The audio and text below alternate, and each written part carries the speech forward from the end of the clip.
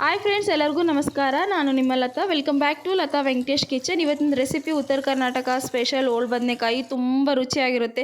ಒಂದು 4ರಿಂದ 5 ನಿಮಿಷದಲ್ಲೇ ಮಾಡ್ಕೊಬೋದು. ದೋಸೆಗೆ, ರೊಟ್ಟಿಗೆ, ಚಪಾತಿಗೆ, ಕಟಕ್ ರೊಟ್ಟಿಗೆ ಅಂತೂ ಅದ್ಭುತವಾಗಿರುತ್ತೆ. ಹಾಗಾದರೆ ಹೇಗೆ ಮಾಡೋದು ಅಂತ ನೋಡೋಣ ಬನ್ನಿ. ಮೊದಲು ನಾನು ಒಂದು 1/4 kg ಆಗಷ್ಟು ಬದನೆಕಾಯಿ ತೊಗೊಂಡಿದ್ದೀನಿ.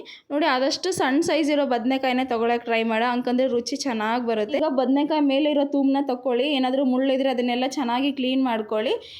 ನೋಡಿ, ನಾನು ಯಾವ ಥರ ಮಾಡ್ತಿದ್ದೀನೋ ಸೇಮ್ ಅದೇ ಥರ ಚೆನ್ನಾಗಿ ಕ್ಲೀನ್ ಮಾಡ್ಕೊಳ್ಳಿ. ಈಗ ಬದನೆಕಾಯಿನ ಉದ್ದುದ್ದಾಗಿ ಕಟ್ ಮಾಡ್ಕೊಳ್ಳಿ. ನಾವು ಯಾವಾಗಲೂ ಕಟ್ ಮಾಡ್ತೀವ ಆ ಥರ ಅಲ್ದ, ಈ ಥರ ಡಿಫ್ರೆಂಟಾಗಿ ಕಟ್ ಮಾಡಿ. ನೋಡಿ, ನಾನು ಯಾವ ಥರ ಕಟ್ ಮಾಡ್ತಿದ್ದೀನೋ ಸೇಮ್ ಅದೇ ಥರ ಕಟ್ ಮಾಡಿ. ಈ ಥರ ಕಟ್ ಮಾಡೋದ್ರಿಂದ ಚೆನ್ನಾಗಿ ಹೊಂದ್ಕೊಳ್ಳುತ್ತೆ ಚಪಾತಿಗೆ, ರೊಟ್ಟಿಗೆ. ಹಾಗಾಗಿ ನಾನು ಈ ಥರ ಕಟ್ ಮಾಡ್ತಾ ಇದ್ದೀನಿ. ಉತ್ತರ ಕರ್ನಾಟಕ ಮಂದಿ ಎಲ್ಲ ಇದೇ ಥರ ಕಟ್ ಮಾಡ್ತಾರೆ. ಮದುವೆಯಲ್ಲಿ ಎಲ್ಲ ಇದೇ ಥರ ಮಾಡಿರ್ತಾರೆ. ತುಂಬ ರುಚಿಯಾಗಿರುತ್ತೆ. ಉಳಿದಿರೋ ಬದನೆಕಾಯಿನೆಲ್ಲ ಸೇಮ್ ಇದೇ ಥರ ಕಟ್ ಮಾಡಿ ರೆಡಿ ಮಾಡಿ ಇಟ್ಕೊಳ್ಳಿ. ನೋಡಿ, ನಾನು ಯಾವ ಥರ ಕಟ್ ಮಾಡಿದ್ನೋ ಸೇಮ್ ಅದೇ ಥರ ಕಟ್ ಮಾಡ್ಕೊಳ್ಳಿ. ಹಾಗಾದರೆ ಡಿಫ್ರೆಂಟಾಗಿ ಟೇಸ್ಟ್ ಬರುತ್ತೆ, ಡಿಫ್ರೆಂಟಾಗಿಯೂ ಇರುತ್ತೆ. ಸೇಮ್ ಉತ್ತರ ಕರ್ನಾಟಕ ಸ್ಪೆಷಲ್ ಹೇಗೆ ಮಾಡ್ತಾರೋ ಸೇಮ್ ಅದೇ ಥರ ಬರುತ್ತೆ. ಈಗ ಬದನೆಕಾಯಿ ಮಾಡೋದಕ್ಕೆ ಮೊದಲು ಮಸಾಲ ರುಬ್ಕೊಳ್ಳೋಣ. ಒಂದು 2 ಟೇಬಲ್ ಸ್ಪೂನ್ ಆಗಷ್ಟು ಶೇಂಗಾ ಹಾಕಿ ಚೆನ್ನಾಗಿ ಹುರ್ಕೊಳ್ಳಿ. ಒಂದು ಸ್ವಲ್ಪ ಕಲರ್ ಚೇಂಜ್ ಆಗೋ ತನಕ ಚೆನ್ನಾಗಿ ಹುರ್ಕೊಳ್ಳಿ.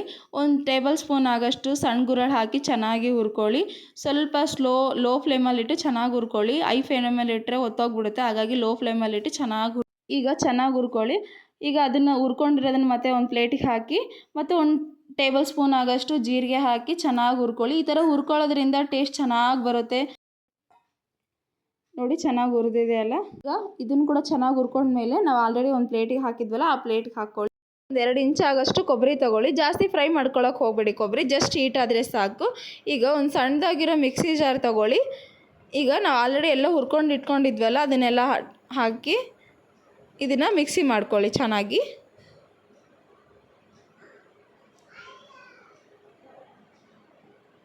ನೋಡಿ, ಮಿಕ್ಸಿ ಆಗಿದೆ. ಈಗ ಮಿಕ್ಸಿ ಆಗಿರೋದಕ್ಕೆ ಒಂದು 5ರಿಂದ 6 ಆಗಷ್ಟು ಬೆಳ್ಳುಳ್ಳಿ ಹಾಕಿ, ಒಂದು ಸ್ವಲ್ಪ ಕೊತ್ತಂಬರಿ ಹಾಕಿ, ಸ್ವಲ್ಪ ನೀರು ಸೇರಿಸಿ ಚೆನ್ನಾಗಿ ರುಬ್ಕೊಳ್ಳಿ. ತರಿ ಹಂಗೆಲ್ಲ ರುಬ್ಕೊಳ್ಳೋಕೆ ಹೋಗಬೇಡಿ, ಸಣ್ಣದಾಗಿ ರುಬ್ಕೊಳ್ಳಿ. ಹಂಗಂದರೆ ಗ್ರೇವಿ ಚೆನ್ನಾಗಿ ಬರುತ್ತೆ.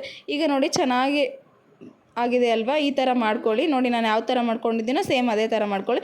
ಈಗ ಗ್ಯಾಸ್ ಸ್ಟವ್ ಮೇಲೆ ಒಂದು ಪಾತ್ರೆ ಇಡಿ.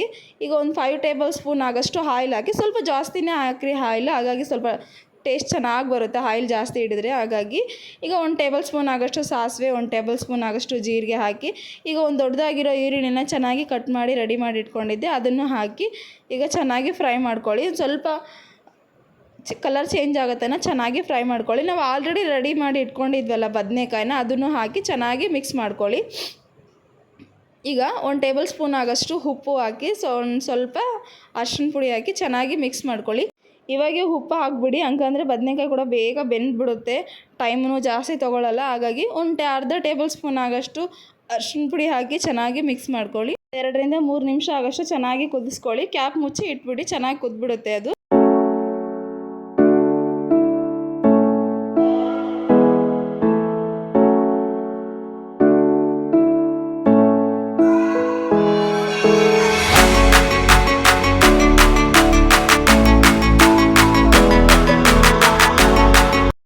ಈಗ ಚೆನ್ನಾಗಿ ಬೆಂದಿದೆ ಅಲ್ವಾ? ಒಂದು 2 ಟೇಬಲ್ ಸ್ಪೂನ್ ಆಗಷ್ಟು ಅಚ್ಚದ ಖಾರದ ಪುಡಿ ಹಾಕಿ, ನಿಮ್ಗೆ ಎಷ್ಟು ಬೇಕಾಗುತ್ತೋ ಅಷ್ಟು ಖಾರದ ಪುಡಿ ಹಾಕಿ ಚೆನ್ನಾಗಿ ಮಿಕ್ಸ್ ಮಾಡ್ಕೊಳ್ಳಿ.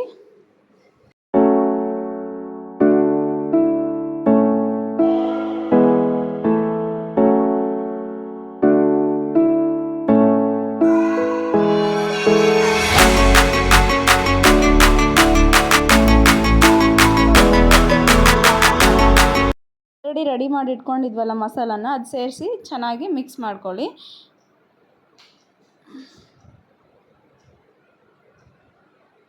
ಚೆನ್ನಾಗಿ ಮಿಕ್ಸ್ ಮಾಡ್ಕೊಳ್ಳಿ. ಈಗ ಒಂದು 4ರಿಂದ 5 ನಿಮಿಷ ಆಗಷ್ಟು ಮತ್ತೆ ಕ್ಯಾಪ್ ಮುಚ್ಚಿ ಇಟ್ಬಿಡಿ, ಯಾಕಂದ್ರೆ ಚೆನ್ನಾಗಿ ಕುದ್ಬಿಟ್ಟಿರುತ್ತೆ. ಈಗ ಒಂದು ಸ್ವಲ್ಪ ನೀರು ಸೇರಿಸಿ ಈಗ ಮತ್ತೆ ಅದನ್ನು ಕೂಡ ಚೆನ್ನಾಗಿ ಮಿಕ್ಸ್ ಮಾಡ್ಕೊಳ್ಳಿ. ನೋಡಿ, ಕುದೀತಾ ಇದೆ ಅಲ್ವಾ?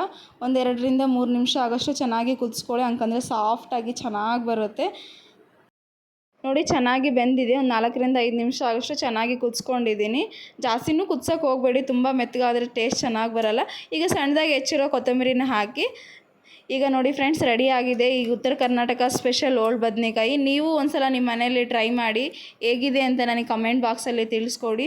ಲತಾ ವೆಂಕಟೇಶ್ ಯೂಟ್ಯೂಬ್ ಚಾನಲ್ಗೆ ಸಬ್ಸ್ಕ್ರೈಬ್ ಮಾಡಿ, ಶೇರ್ ಮಾಡಿ. Thank you so much friends. Next ವಿಡಿಯೋದಲ್ಲಿ ಮತ್ತೆ ಸಿಗ್ತೀನಿ.